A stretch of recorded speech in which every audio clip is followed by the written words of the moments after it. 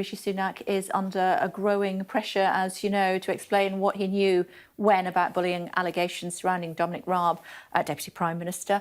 Joining us is leader of the Lib Dems, Sir Ed Davey. Hi, it's good to see you. Thanks for joining us on the programme. What needs to happen as far as Dominic Raab is concerned in the interim? Well, he should be suspended from his job. I think viewers will be shocked that with these hugely serious allegations, up to 24 allegations, we're told, of bullying, and he's still serving. At the very least, he should be suspended pending this inquiry. And there is a question mark over Rishi Sunak himself. You know, 100 days into his job, he had a very bad appointment of Suella Braverman, who had broken the ministerial code, and he put her back in office. We know now about Nadim Zahawi. He apparently had been told about the tax problem for the former now chairman of the Conservative Party, and now he's not suspending his Deputy Prime Minister with these serious allegations. I think the question marks are now not just about Dominic Raab, but about the Prime Minister.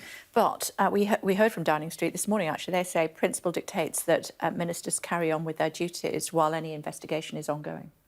Well, I have to say, it wouldn't happen in a normal job, would it?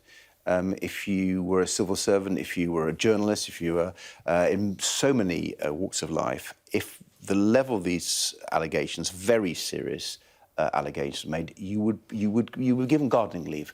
You wouldn't be at your desk. And, you know, they are of that gravity that I really think the Prime Minister should suspend Dominic Raab. Jacob Rees-Mogg says, beware of snowflakery. Well, that's a classic Jacob Rees-Mogg comment, completely out of touch with reality. I mean, that's the problem with this government. I don't think they understand real people's lives, whether it's the cost of living, what's happening in the NHS, and how you should behave to your employees. Jacob Rees-Mogg typifies the Rishi Sunak government, that they're not in touch with reality. Yeah, but there's a lot of pressure at the top of government, isn't there? You know, people like Dominic Raab having to make critical decisions in the moment. He needs to be able to express himself to his close team. I was a cabinet minister and I served under real pressure.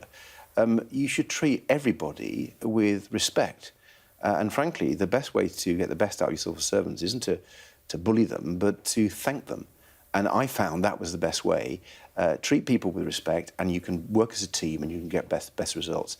If you shout and scream at people, surprisingly enough, you won't get the best out of them. But you're innocent until proven guilty as well, aren't you? He's the Justice Secretary, and you know nothing has been found against him at this stage. No, I'm more than willing to wait till the KC has been in charge of this review reports to make the judgment. But I still the King's Counsel, a lawyer. The King's Counsel. I beg your pardon. But I do think, in the meantime, he should be suspended because the allegations are so serious. And it goes to the weakness of the Prime Minister. You know, he's not prepared to take the action when faced with the facts. And you know, one of the things we'd like to see is the independent minister advisor on ethical standards look into what the Prime Minister knew and when with respect to these allegations of bullying against Dominic Raab. Did he appoint Dominic Raab knowing these serious allegations were there? Talk to me about the social care announcement. Many of our viewers this morning will have seen you appearing in our Jason Farrell's report. £200 million being offered to put this plan into effect. Is that enough money? It's nowhere near enough. I mean, I welcome that there's some movement at long last, but independent analysis has shown we need £2 billion over the next 4 years to start putting some of this scandal right. I mean, there are children out there, people who've in care homes, children who are not being looked after properly, and that should be a scandal in our society. These young people are some of the most vulnerable in our society. Their whole lives will be blighted if they're not treated properly as a child and a young person. And one thing that the Liberal Democrats want to do is not just about money, it's about the system.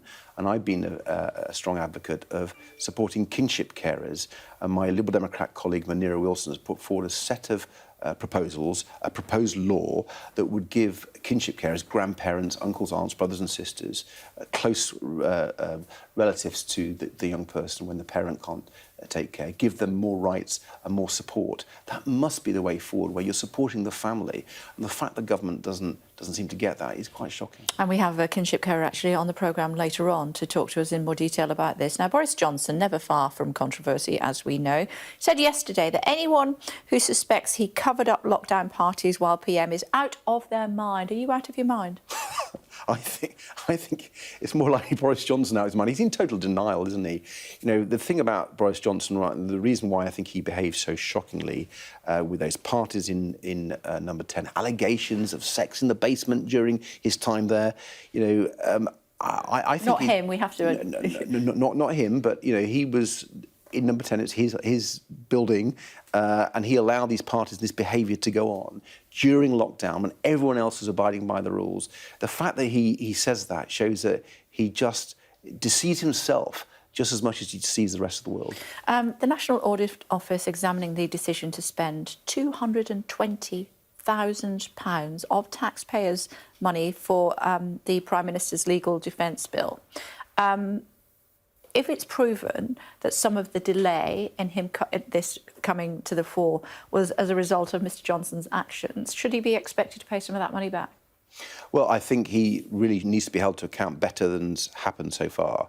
You know, I personally think he was unfit for office from day one. I was shocked that the Conservative Party put him into power, and the way he then treated so many people and lied to so many people and made such a hash of being Prime Minister is actually a stain on the Conservative Party. And although he's now been thrown out, not before time, I think he needs to be fully held to account. And all these various investigations that there are now into what happened need to conclude. And whatever the recommendations they come forward with, I think they should be implemented.